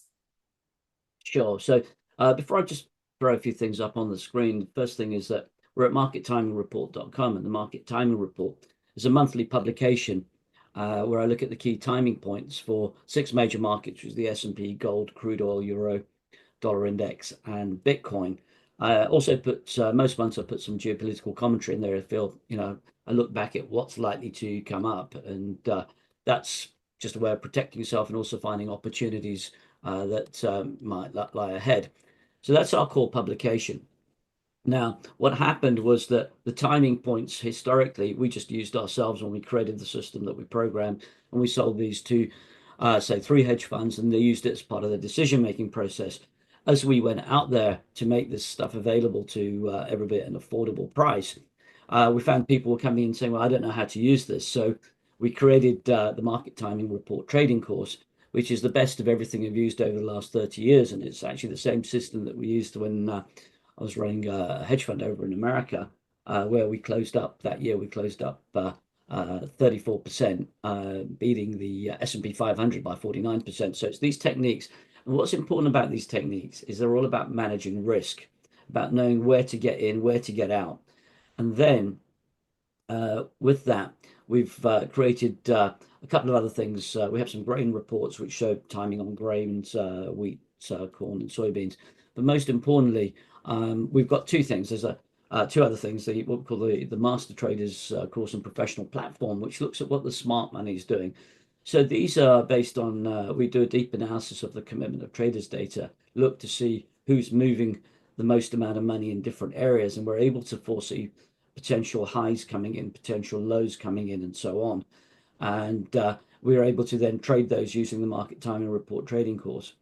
The other thing that we've just released, which I'll show you momentarily, is for people who want to do some shorter term trading over, looking at stocks, commodities, you name it, FX over a few days to weeks. Then we have a seasonality platform which we've incorporated with AI. So, if I may, Catherine, I'll just bring just give you a 2-minute overview of Yeah, of the.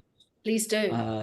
In fact, I actually what I'll do is before we start that, I will show, if I may, um, some of our histograms and this idea of how we can look at stuff. So let me know when you can see this over here.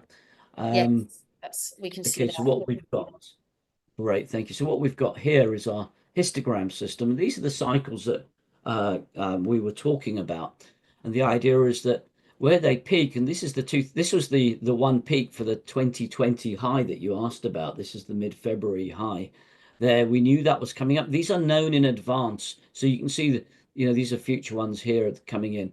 So because this was known in advance, we were ready for a major high, and you can see where these big spikes occur. So this is the concept, and this is what we cover in the market timing report.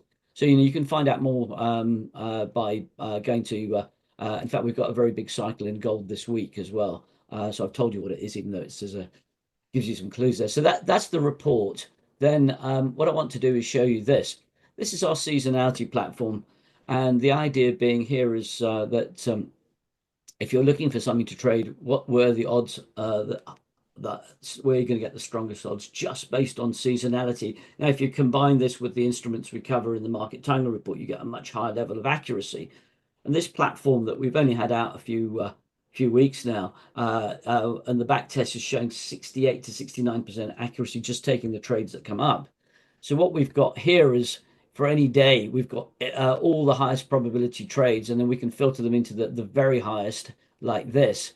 And we look at different types of seasonality, and we use a bit of AI there. So, for example, what date are we at? We're at the 24th, aren't we? So here, but we can look at well, NXT is coming up here, and if we click on that, this is Next, which is a UK stock, and what we see here is the blue pattern is the seasonality pattern, and this here, this trade here, if we click on the box here, this is, if it's green, it's a potential long trade. And if we click on that, what we see is that in between the dates here of the 26th of April to 13th of May, over the last 32 years, that's been profitable 78% of the time, delivering returns of 75%. It's as simple as that. So again, we can go straight back to the there and select the optimal ones. But over here, we made it easy. These are the ones that are correlating the most highly. So Next at the moment is correlating 92% to all of its years. Then we have different stocks, and you can filter them down into commodities. We've got US stocks. We are bringing Australian stocks in fairly soon. And these are the ones that have worked really well. So the last 3 trades there, and natural gas have given us have been 10 out of 10 right, as it were, delivering 45%. So there's natural gas. Just click on it and you can see there how these patterns unfold. And at the moment, the natural gas pattern is against that. We have what if scenarios. It's quite deep. I don't want to bore you to death with all the different cycles, but the next clear cycles are here, here, and here. And as I say, they all feed into this calendar here like that. And as I say, we've got everything from cryptos, majors, US sectors, financials, energies, metals, grains. It's all in here. So that's that one there. And then the other thing we look at is this here. This is our smart money platform. We look at movements between what the commercials the producers and the hedgers are doing, and how hedge funds are following them, and how the retail money operates. And it's basically a very deep dive into the commitment of traders data that's released every week by the CFTC in America. And we highlight anything that's in dark purple is about to move to the upside in futures contracts. So we're looking here at crude oil. We're also looking here at the 5-year bonds, and anything that's in a lighter color, for example, the Japanese yen here is likely to be moving to the south side in terms of futures.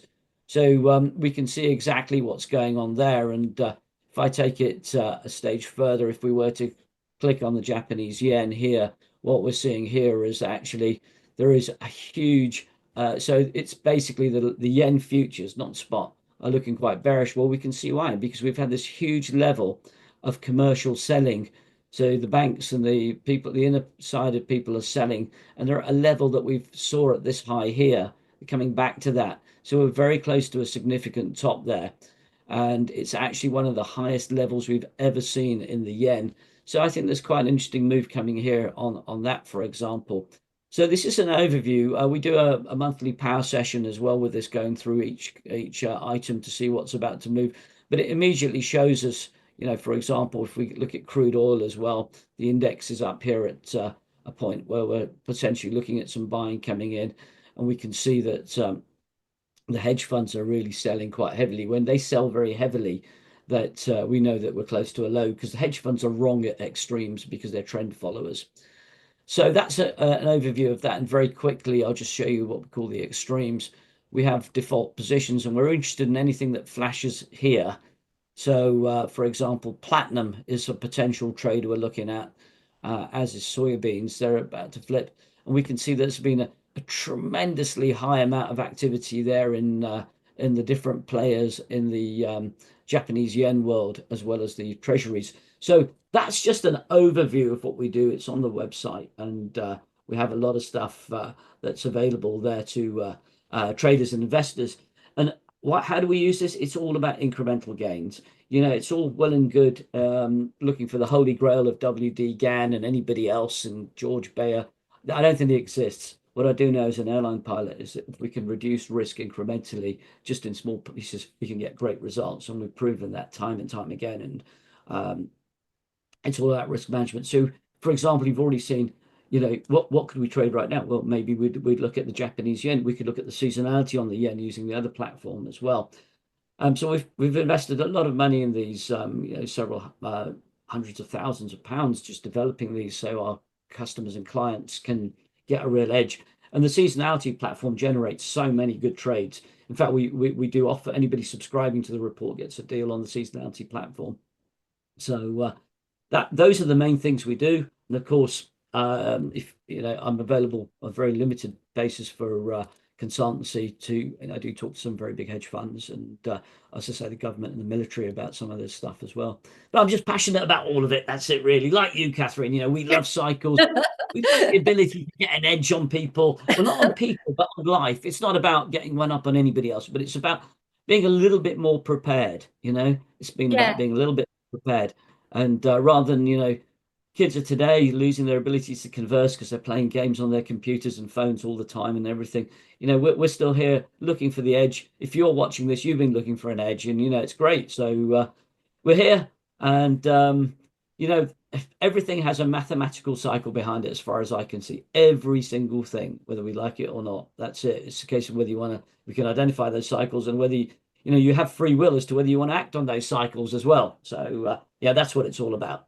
Yeah, I can't wait. I'm so happy that you spoke to me. I think that your research is absolutely phenomenal. As I told you last night on the phone, I think that I don't really know anybody else that can boast the track record that you can boast, particularly with pinning those dates of highs and having the systems that you've created are marvelous. And I'm very excited to see where things go over the next few years for you. And you will absolutely be somebody that I hope will come back on the show and talk, and maybe we can Yes, just invite me. I love talking to people who are interested in this. I mean, I was fascinated by your work, Catherine. So yeah. Yeah, I was thinking maybe we can do a webinar with some subscribers, or a question and answer session or something, which I think would be really interesting. And I thought it was interesting the comment you make about, you know, how we're people that can converse, because I feel that we have entered the age of stupid, really, where there's so many tools and systems to rely on that people do stop using their own brain, stop exercising their own brain. You know, it becomes so easy just to go and look something up on the internet or ask ChatGPT to do something that it's kind of like a big dumbing down, even though it's a period of time where we should be more intelligent than we've ever been. But thank you so much for joining me. I think this is one of the best interviews and most informative interviews that I've had the pleasure of doing. I can't wait to release it to my subscriber base this weekend, and of course I will share the content with you so that you can share it with your subscribers, and I will link to your report, and yeah, look forward to talking to you again and seeing how the world events are moving very quickly. So it will be interesting conversation, I'm sure. Thank you so much. It's been a pleasure. I'd be delighted to, if people want to do a Q&A or anything, you know, if people are interested in cycles, we're here to spread the word. That's it. Yeah, that's right. That is the underlying passion, isn't it? Is to get the word out there and just to say, you know, it's almost like screaming the obvious. You've got to recognize this. You've got to notice this, because if we are going to create a better world for ourselves, a better environment for our families, a more peaceful atmosphere, then really cycles have to be acknowledged and they have to be prepared for. And that's the whole point, you know, of sort of forecasting them and helping people save money, but they have a bigger purpose behind them. So it's very exciting to be involved in it. And yes, I look forward to talking to you in the future. Likewise.